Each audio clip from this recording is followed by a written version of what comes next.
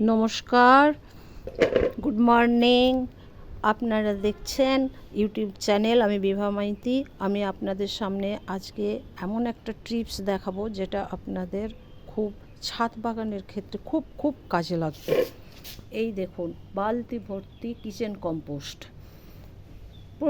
সমস্ত কিছু সবজি চপা বা খসা, যে কোনো খসা বা বাড়তি ভাত, মাঝে মধ্যে ভাতের ফ্যানও অল্প দিয়ে রাখতে পারেন। এটা 1 সপ্তাহ ধরে আমি জমিয়ে এইভাবে ঢাকা দিয়ে রাখবেন কিন্তু রেখেছি, এবং আজকে আমার 1 সপ্তাহ হয়ে গেছে প্রায়। আমি আজকে গাছে দেবো। প্রথমে আমি 1 বালতি জল নিয়ে নেব, সাদা জল। দেখুন, এখান থেকে নিয়ে নিচ্ছি।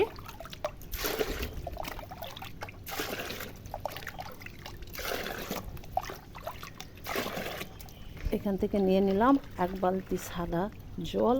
এবার খুব অল্প করে নেবেন। এখান থেকে আমি 2 মগ, এই যে ছোট মগের 2 মগ নিয়ে নেব।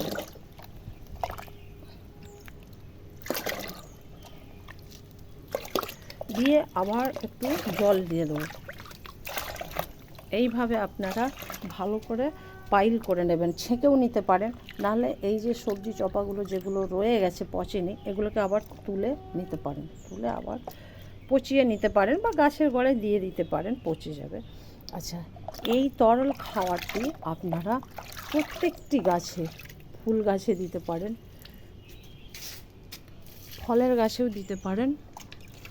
এই যে এটা আমার মালবেরি, এটা 4 সিজন লঙ্ঘন, এটা একটা জবা।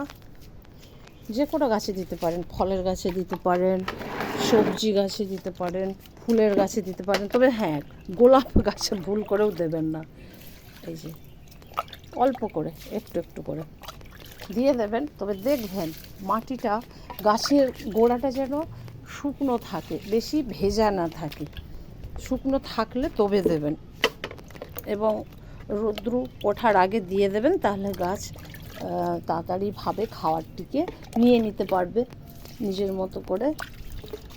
এই যে প্রত্যেকটা গাছে একটু একটু করে আপনারা ইউজ করতে পারেন। এটা প্রচণ্ড গাছের উপকার,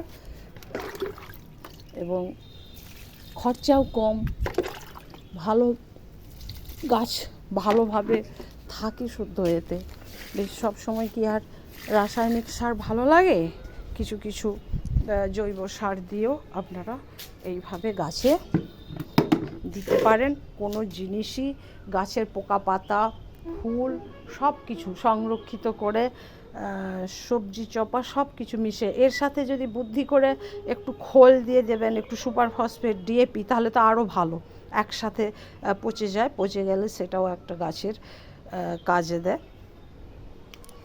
এই যে আমার 4 তলার বাগান, সব গাছেই আমি দিয়ে দিই, শুধুমাত্র গোলাপ গাছে দিই না। এই যে গোলাপ গাছ রয়েছে, গোলাপ গাছে দিই না। লাউ, কুমড়ো, লঙ্কা, বেগুন, শসা সব কিছুতে দিতে পারেন। থ্যাংক ইউ, ধন্যবাদ। আপনারা এইভাবে ইউজ করে দেখুন, প্রচণ্ডভাবে উপকৃত হবেন। ভালো থাকবেন, সুস্থ থাকবেন, গাছের সাথে থাকবেন। আমার এই ভিডিওটি আপনারা অনেক ভালোবেসে কমেন্ট করে দেবেন, লাইক করে দেবেন, তাতেই আমি খুশি। ধন্যবাদ।